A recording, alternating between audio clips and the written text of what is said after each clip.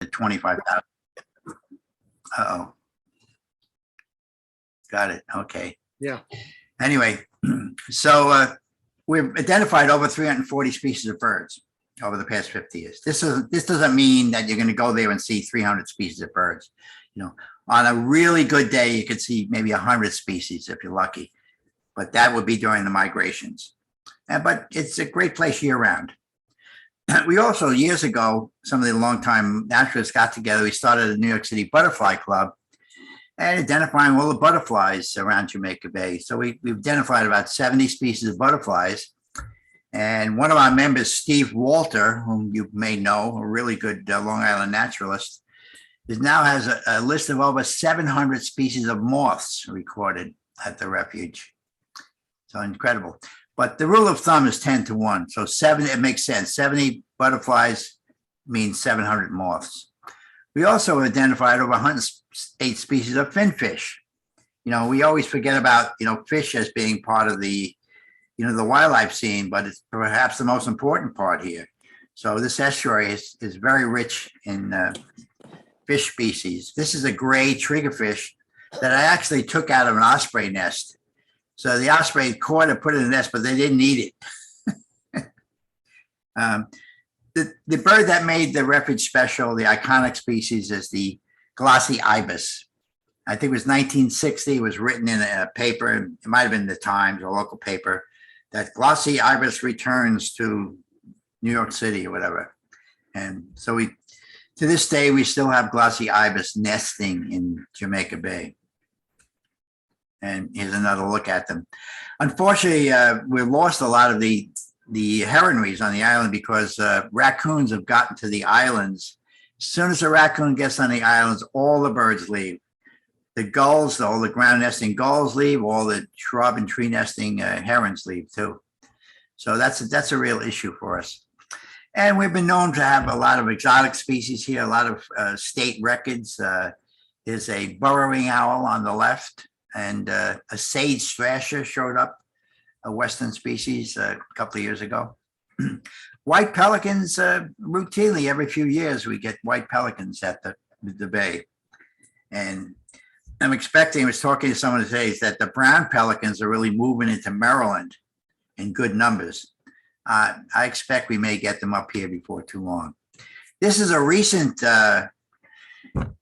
bird in Jamaica Bay, the purple martins, which we tried to get for years and didn't get them. Then one of my neighbors had a small box, had them.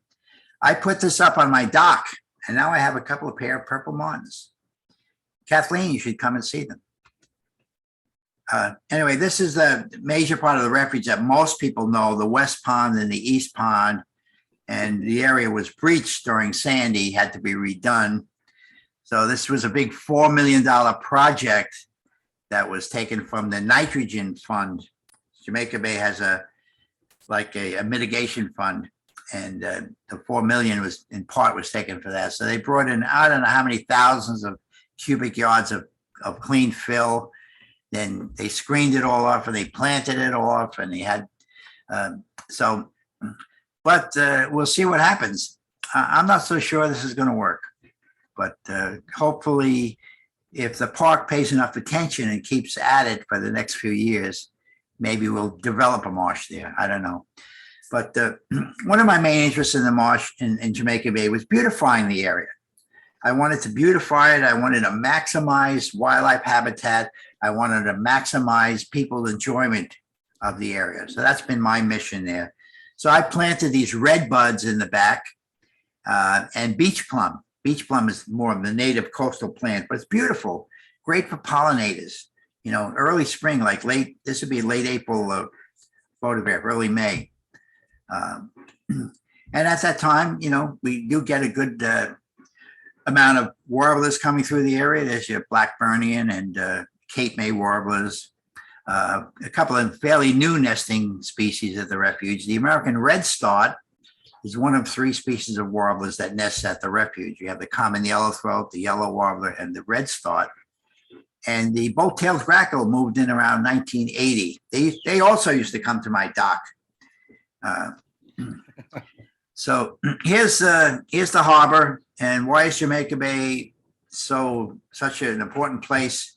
Well, number one, it's right in the middle of this big urban center, Brooklyn and Queens, with millions of people. And right along the Atlantic Coastal Flyway, the Barrier Island system, the Hudson River Flyway. So it's the same reason why New York City is a great port, is the reason why Jamaica Bay is a great estuary.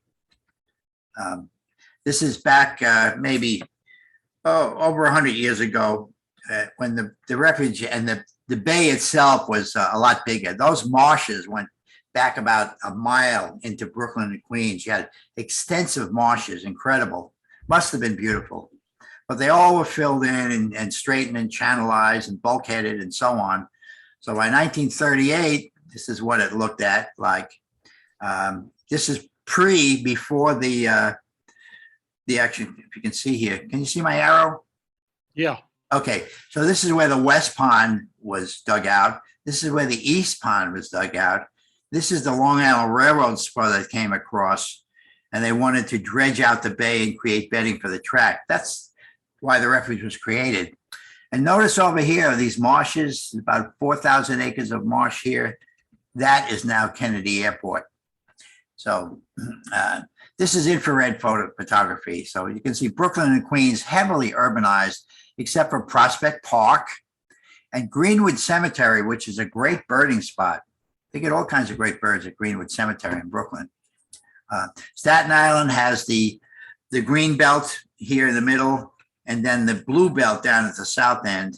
So there's still some good habitat there. Sandy Hook is, so the red color shows dense vegetation. And you can see Jamaica Bay here. We don't have a lot of trees in there. We have salt marsh. This is what it looked like around 1979. We now have the West Pond, East Pond. Here's the Little Broadtown community. And right now I am over right here on the edge.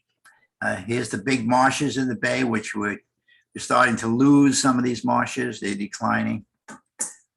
It shows the extent of Kennedy Airport. And they also have a big runway going out into the biggest and best marsh in the bay called Joko here. And that presented an issue of birds and planes in conflict. We had Belt Parkway here, a couple of landfills, which are now Shirley Chisholm State Park. So they've been mined and planted and so on. And it's nice. They made a nice little state park out of it. And of course, Floyd Bennett Field, New York's first historical airport, is now part of Park Service and a hodgepodge of different groups in there, like New York City Helicopters and Sanitation and Marine Reserve Corps. So a lot happening, a lot of, an incredible mix of uses here in the bay. It's a wonder that anything survived. This is along the Rockaways. A lot of these lands are old military land. This is Fort Tilden here, and this is a wooded area next to it where they had the big 16-inch guns. So I say, thank God for the military. If these military lands didn't exist, this would be all McMansions over here. It'd be prime housing. So a lot of what is called Gateway is old military lands. Fort Hancock, Fort Wadsworth, Fort Tilden, and even the Refuge.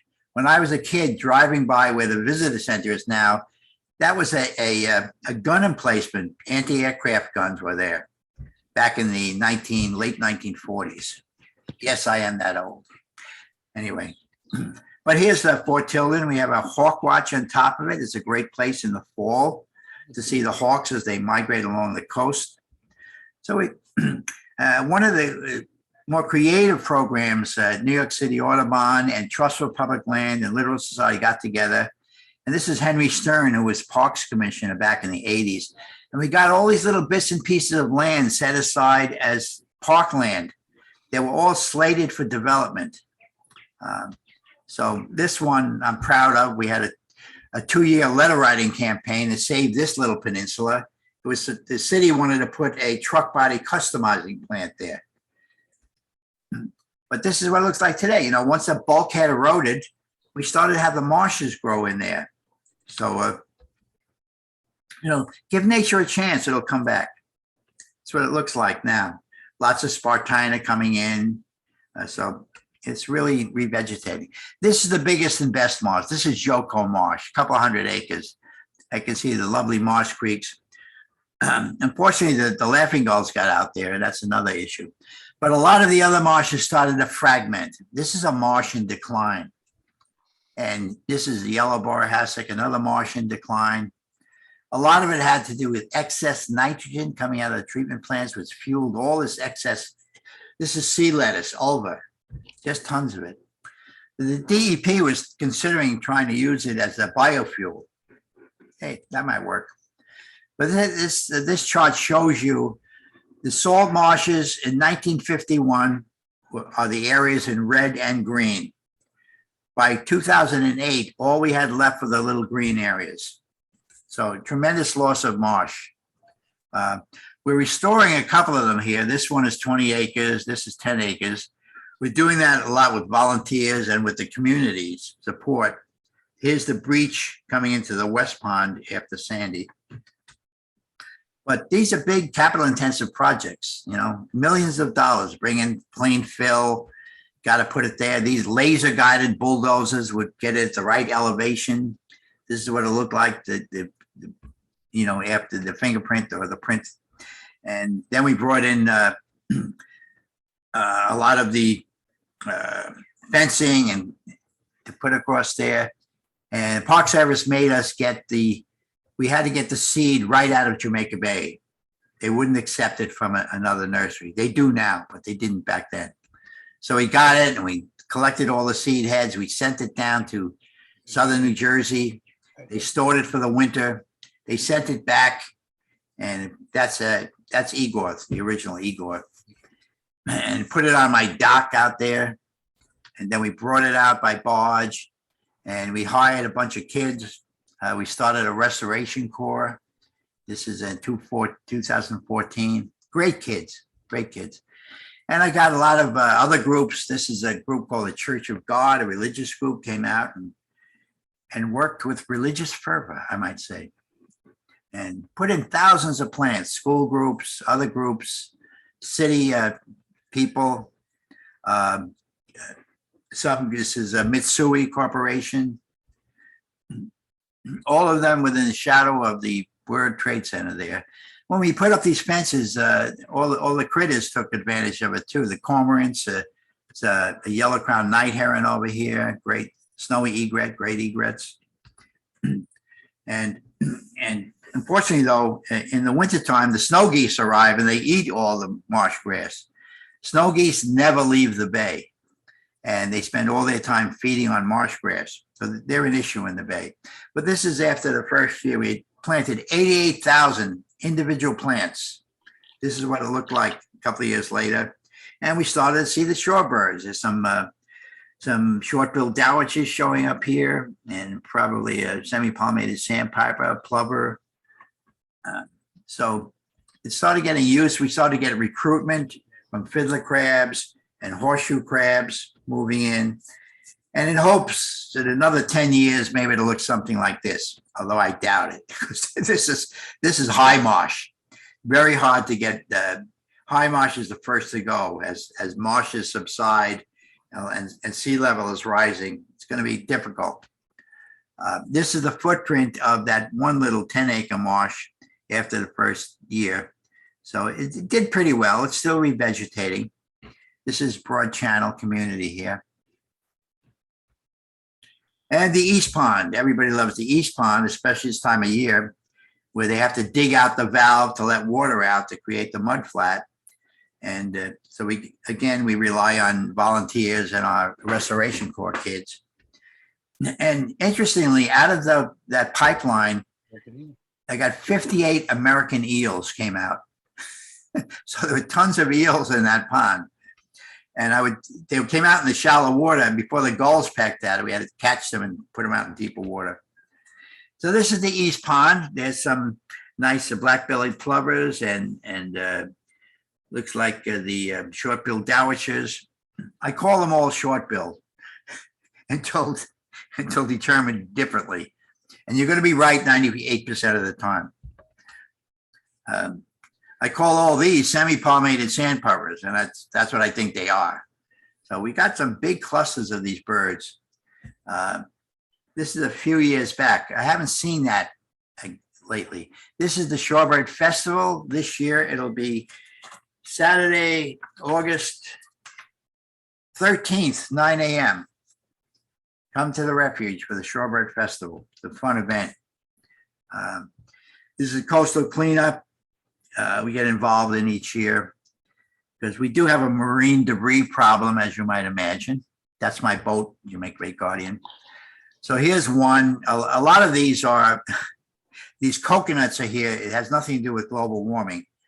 It's the Hindu population come down and they do their little ceremonies, and unfortunately they leave a lot of debris. So we're trying to educate that local population of Guyanese who do this. And this is our group who just cleaned that beach. Here they are, great kids, one and all. This is the Student Conservation Association, also great kids I had working. This is the Church of God, which is morphed into something called We Love You Foundation now. And they do great work. They'll take boats out. They'll take docks and piers off the shore. They don't care. I tell them, no, we need some heavy equipment. They say, no, we'll do it. This is an interesting project. This is the south end of Broad Channel. This was a marina that just trashed the whole area. And we finally got him kicked off after 20 years of trying. Yeah, he got kicked off. They raised all his building. The sanitation department came and took all those derelict boats out. They were all over the place. Brought in clean fill. This was a $13 million project. Put in a couple of little wetland ponds here, little inlets, creeks, and it's a great. And then we came and planted it with the Spartina, and that's what it looked like in the fall. So it's a great little restoration project. But what about me? Well, this is Big John's Pond. Those of you know, if you come to the Refuge, this is the original slide of the day that we dug out Big John's Pond. Actually, we dug it out with, this was totally illegal. We did it without permits. But back then, rangers in the 1980s, we just did stuff and got away with it. But it was all Phragmites. We dug it out. We knew what we were doing. And Bob Cook was a herpetologist with us. He wanted to introduce the reptiles, amphibians. And I had a little blind put at one end of it over here, so you get to see things. And this is what it looked like the first summer. Everybody used it. And I put in a barn owl box over here. This is a wood duck box I never took, but this barn owl box has been there for 20 years. And at least 12 of those years, we've had barn owls in that box. This year we have raccoons. But this is what it looks like recently. So a nice little pond. These things can be done. We had no other fresh water in the area. I'd like to put one on the west side. Here's a little gray tree frog. So they're doing well. They survived the sandy storm, as did the painted turtles and the big, snapping turtle. I don't know if you're right. That's Pete Warney. You know Pete Warney? Yeah. Of course you know him. Yeah. The reptile man. Yeah. Good character. Some people like him, some people hate him. Anyway, this is a box turtle. We had some terrain. We got these out of the Cowflash Meadows, was going to be developed. And so those were taken out of these areas that were going to be developed and brought to the Refuge. So it's kind of like the Noah's Ark theory. Garter snakes were there, but we brought in some decay snakes, milk snakes, and on the left, that's not a king cobra, that's a hognose snake. And we introduced them in an area out at Breezy Point Tip that had a lot of Fowler's toads. And they did so well there, they moved into the local community and people were complaining. They thought we were introducing cobras. The hognose snake is totally harmless. You can pick him up, you slap him around and let him, he'll play dead. He'll roll over. He'll open his mouth, stick his tongue out, and he can even burst a capillary in his mouth and exude a droplet of blood for reality's sake. Animals are incredible. This is the barn owl, my favorite animal. I've been managing with them at the Refuge for over 30 years. This is Chris Nadareski, who's the bander, works with DEP. We're putting up a barn owl box on one of the remote islands. Notice we put in a little tree swallow box, and they were all taken. A predator guard has to be put on these because these raccoons otherwise get up in the boxes. This is my friend Dennis, who's a carpenter who builds our boxes, barn owl boxes, tree swallow boxes, or osprey platforms. There it is, one of the most beautiful birds you'll ever see, a barn owl. I think they're just amazing animals. And they're pretty docile. Here's a little one, just a couple of weeks old. They're all getting banded. This is one, we banded these 5. We actually had 7 in one box, and all 7 of them survived because a couple of years later, we found the runt of the litter as a nesting adult, which told me that all 7 of those survived. Here we are. Here we have 4 young, 4 weeks old, big John box at the Refuge. And it's been a very productive box over the years. We didn't have raccoons in here, but we put another plover guard on it, and I think it helps. So you can hear them listening. But we're not going to abandon this year. Actually, we found a dead one in here that was banded, so we'll set that up. But here we have 4 beautiful baby owls.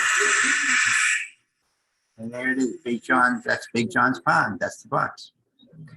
Unfortunately, this year we have raccoons in the box.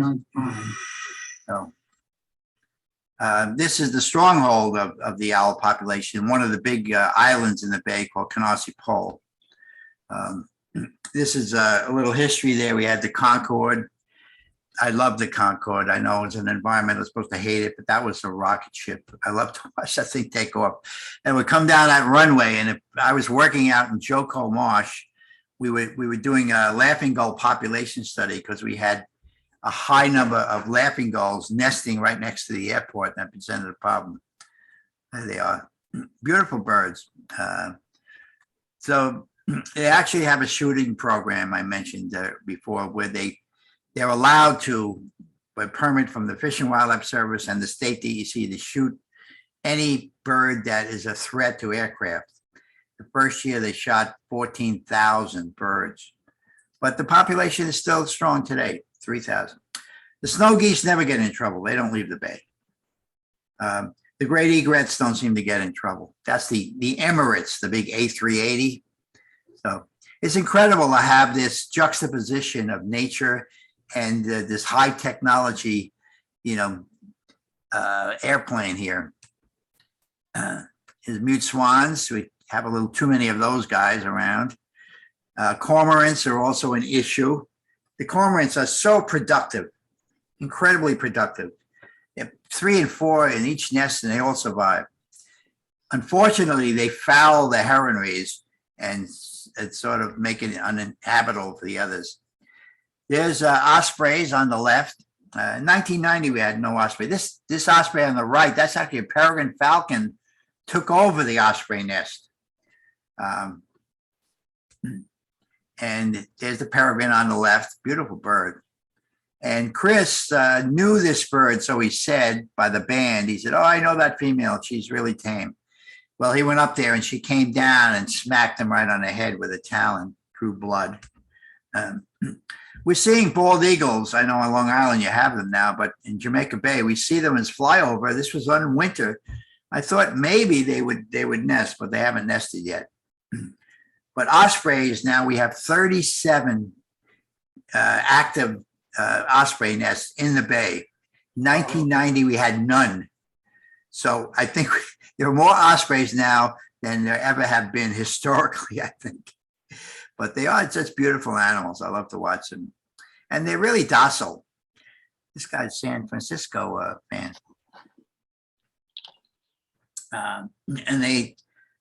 Chris was banding, on the right is a Fish and Wildlife band. On the left is a Jamaica Bay band.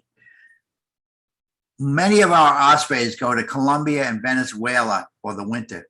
We track them. They went all the way down. I don't know why they don't stop in Florida. There's plenty of room there, plenty of fish. They go right across all the way to South America for the winter. And the number one fish in the sea these days is the menhaden. Everybody eats the menhaden. So it's a really important fish. A friend of mine did this drawing. This is huge school of menhaden in the bay a couple of years ago.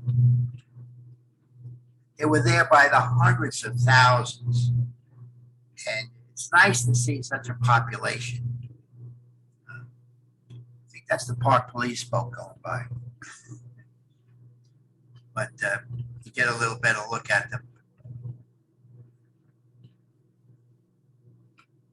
It's great to see them. And everybody feeds on the menhaden. The ospreys, the striped bass, the humpback whales, the seals. This is this year's nest count. So they said 37 nests. Not all of them are active, but they did build them.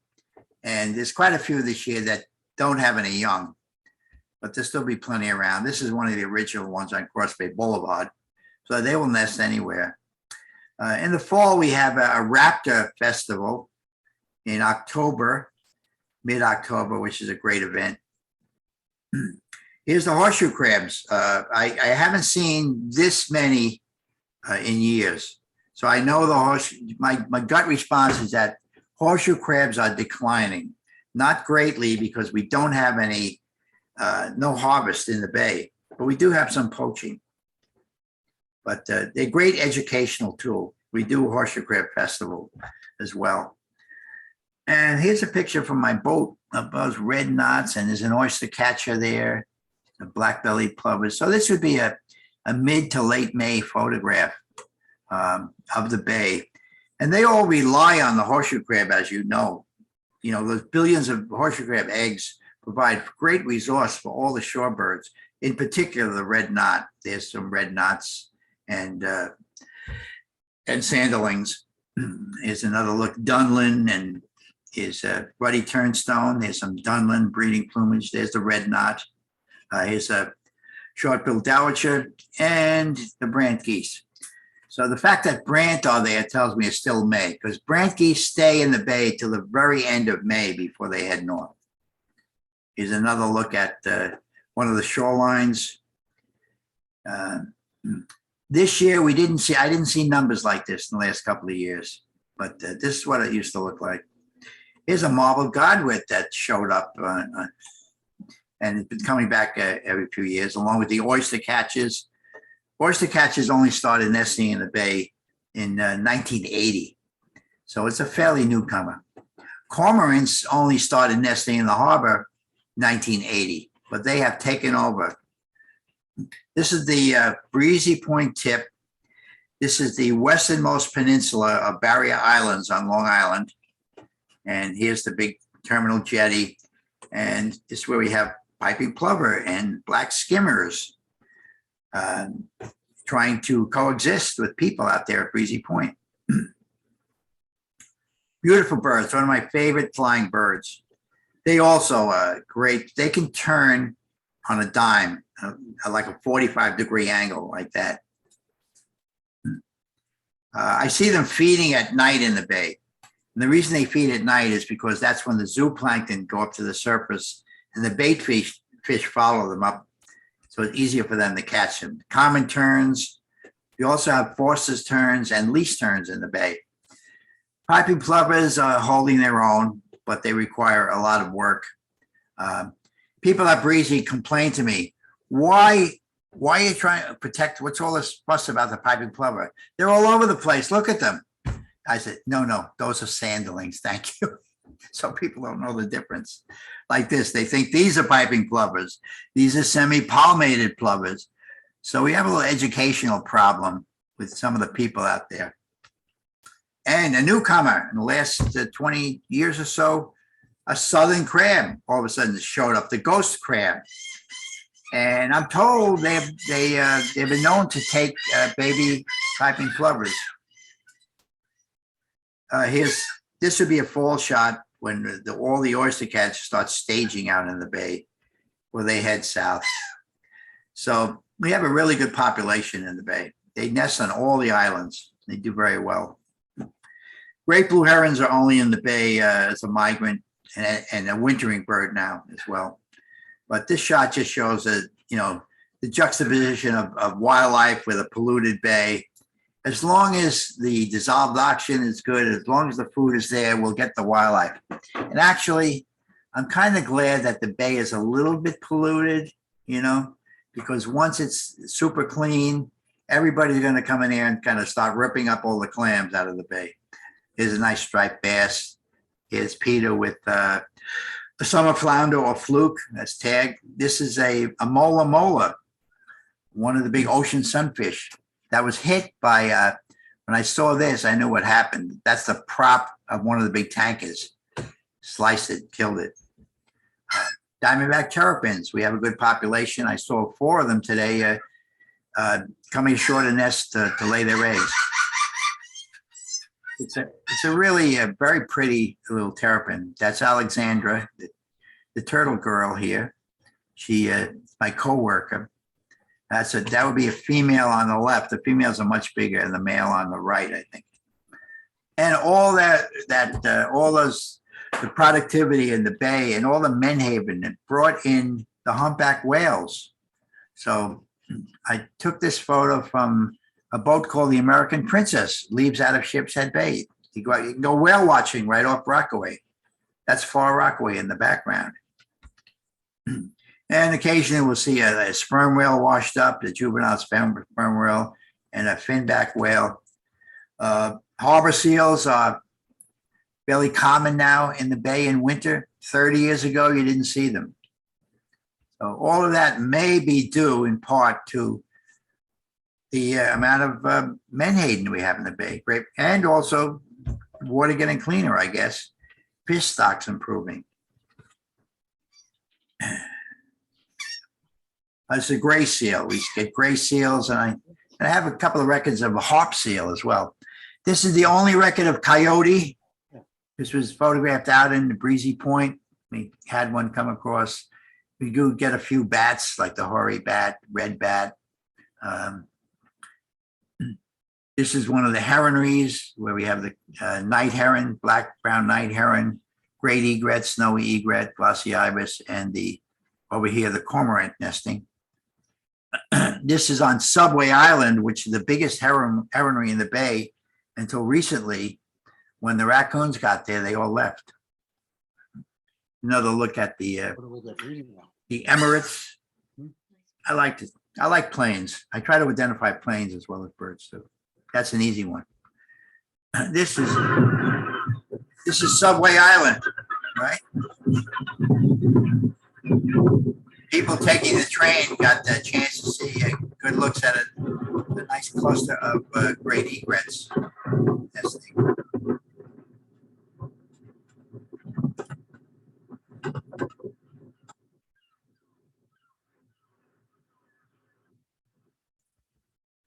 And there's my buddy who is right here, right now. I'm right, in fact, I'm gonna take this out. I'm gonna show you him. He came over today and he's standing right on my doorstep here, right at my kitchen, right at the edge of the dock. That's Edgar, the egret. And you can see nice lighting. His plumes are showing up now. His great egrets. Beautiful bird. So he comes a few times a week, walks right in the kitchen. Of course, I was feeding him for years silver sides, the bait fish get the store. Until last year, I ran out of bait fish and I gave him a slice of salmon that I had. Now, that's all he wants. He would take the bait fish and throw it down. He doesn't want it. He wants a salmon. These birds are smart. But it's costing me a fortune at the same time. There he is on the dock. There's a nice look at his beautiful breeding lures, that nice green color. And it was even more intense a little later on. And those great egrets, these birds were slaughtered by the millions down in the Everglades for these long feathers for ladies' hats. And there he is in the kitchen. There's my mom at age 102 feeding a Igor. As they look like after a rainstorm. Here's my cat Princess. Let's see if this works. Just to show you, I introduced the cat to the egret. You would think a bird would be afraid of a cat. No, it's the other way around. They since have become friends. They kind of ignore each other now. You can take on that great egret. Ooh. Like you. We're going to chase her out. All right, that's it. Get out, get out, get out, get out, get out, get out. Thank you.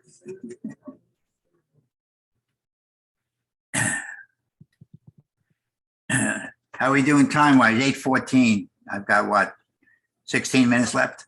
Yeah, about 16, yeah. All right, we're going to move. This is a grassland restoration project that Floyd Benefiel was done years ago. We had a prescribed burn.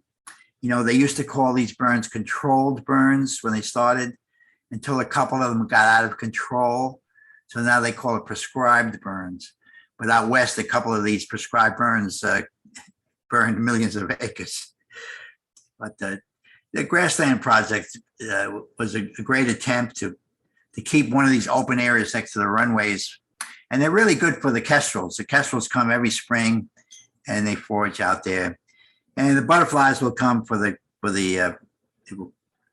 wildflowers. I'm trying to get the Park Service not to mow everything. They just love, the suburban lawns everywhere. They mow everything down, the nice little green lawn. And I said, look at this. This wasn't, of course, this is bouncing bats, not native. But these plants provided nectar for a lot of these sphinx moths at night. They really like the bouncing beds. And there's nothing done. Here's a cecropia moth. This is what we used to do. We used to manage for wildlife at the refuge. We'd have different strata of vegetative height diversity. You know, a shrub thicket, a nice grassy area and open lawn area. And all the wildflowers came in. This is a purple gerardia, which is the host plant of the buckeye butterfly. So all it required was just mowing, but they don't, just the buckeye. And of course, the monarch, I did plant a lot of milkweeds at the refuge over the years. The beach plum I mentioned earlier, a beautiful plant for early spring nectars. This is a morning, I'm sorry, not a morning. Go back. This is a question mark. And this little slash tells me it's a question mark as opposed to a comma. But that's another issue. Here's swamp milkweed, one of the most beautiful of the milkweeds. It likes a wet area though, but they allowed all those areas to grow in. They don't mow it. Here's some Rosa rugosa. Some of the activities in the bay, kayaking is increasing. I'm a little concerned about them getting into the marshes on the islands, that there's no one monitoring the situation. But the refuge is great in all seasons. Here's fall with the salicornian color. This is actually Plum Beach, another part of the park, which is very productive. And look at the height of that Spartina at the end of the season. So very productive area. And here's all the greater yellowlegs down here.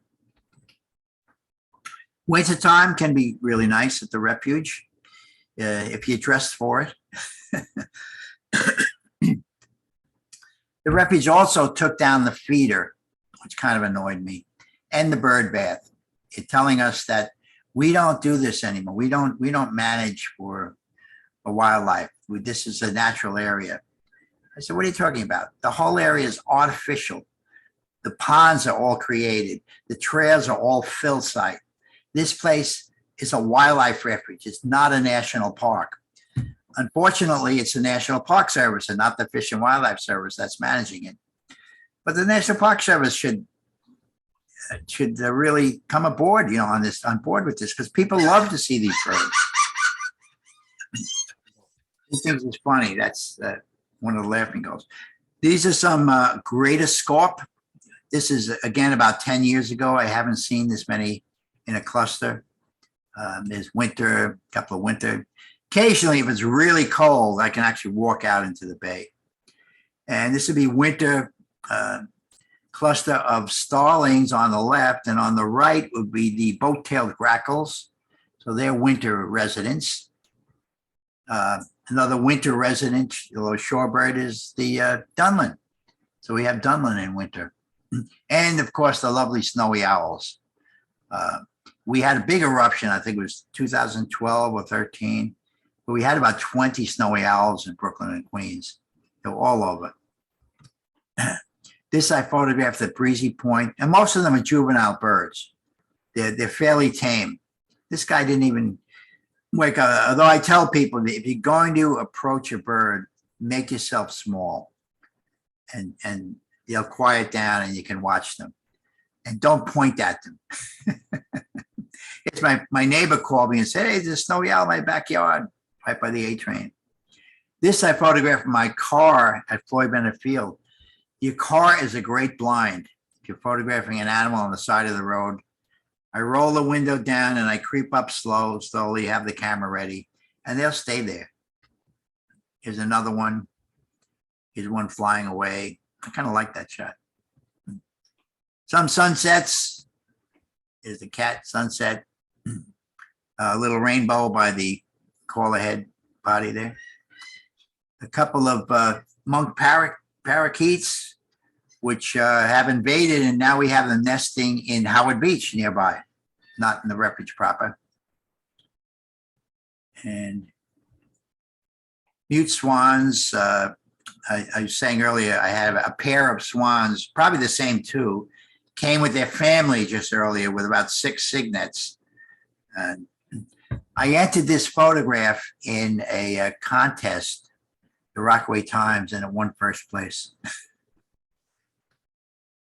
And nighttime, don't put your camera away. There's a night heron.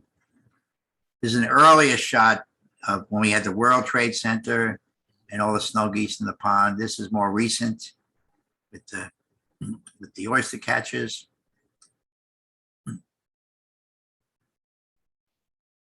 That's all, folks. So you can't possibly have any questions. I've covered everything. Actually, we'll open it up to participants for questions, and maybe Donna. Should I stop sharing? Yeah, I guess so. Yeah. Okay.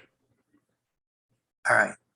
Let me start off with a question. Actually, 2 unrelated questions. One is, do you find is there much of an issue of terrapin mortality of animals getting hit on either Cross Bay Boulevard or the railroad tracks? No, they used to be the way I would kind of measure the terrapin population by the number of roadkills I'd see each year. Right. But that has declined. I haven't seen a roadkill in years now. It helped that they put a Jersey barrier along that side, but Okay. But the terrapin population has declined in the Western Bay due to the proliferation of raccoons, which dig up over 95% of the nests. Russ Berg from Hofstra University has been studying this. Right. That's his estimate. Right. They get over 95% of the nests. Yeah. And then the other question I have quickly is, how did Big John's Pond get its name? Who was Big John? Well, Big John was the bulldozer operator. He was a big man. His name was John, so we named it after him because he Okay. donated his time and the bulldozer. Okay. What was the mystery? I wondered how it got its name. Okay. So let's see, we got questions maybe?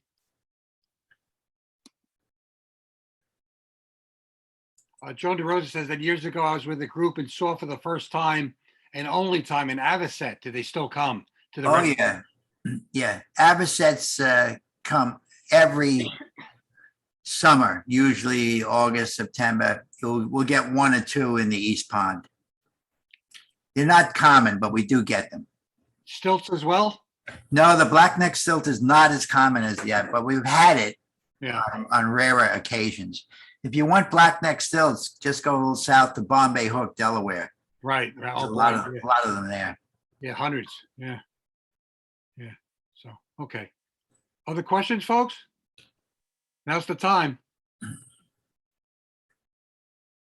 Is that- There's one about avian flu here.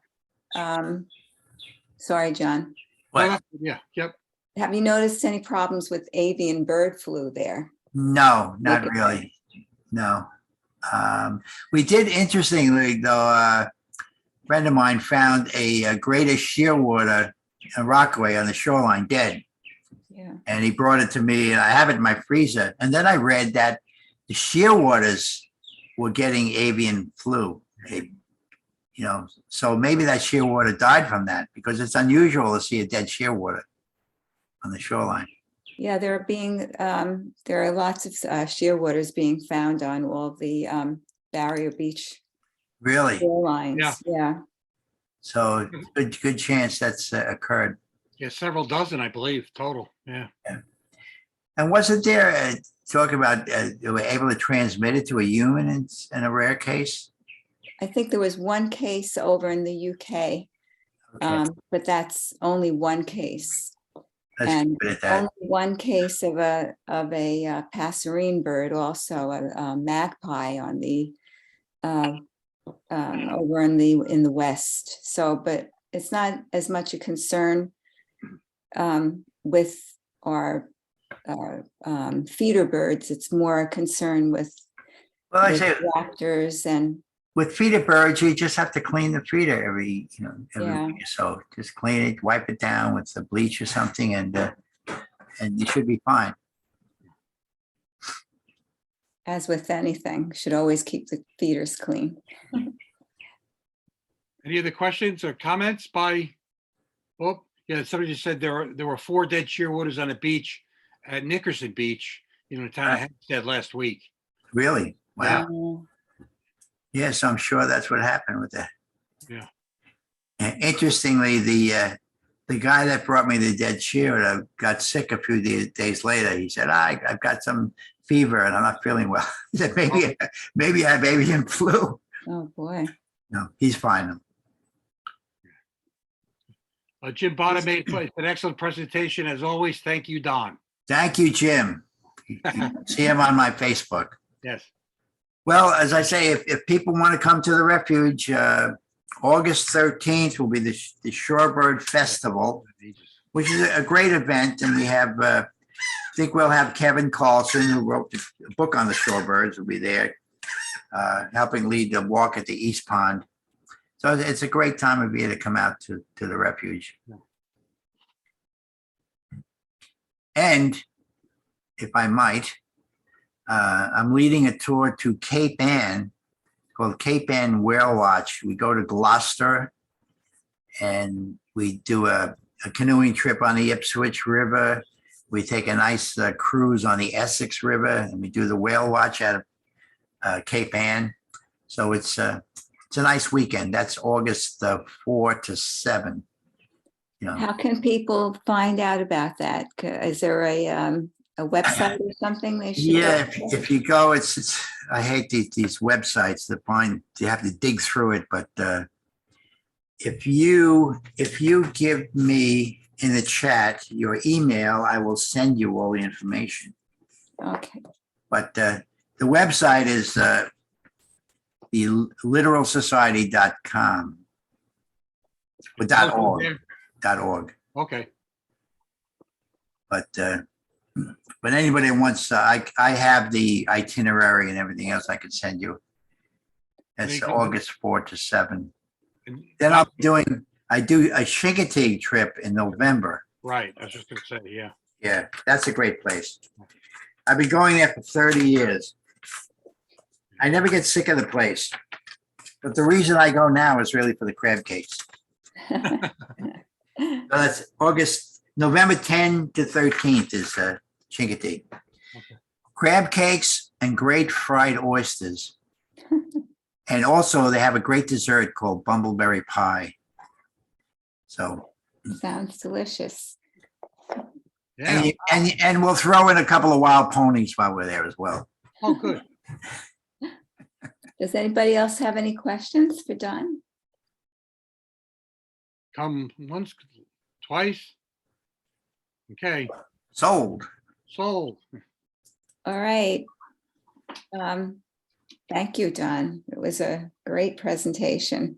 Yeah, I wanna- Hi Kathleen. Come for a visit. Yeah, anyone that's in the Broad Channel, if you want to stop over and say hello to Edgar, just knock on my door. It's usually open anyway. All right, thank you. All right. thank you. Well, everybody. So Thank you, much. Don. Wonderful. Thank you. Thanks. Thank you. Bye. Good night, everybody. Good night.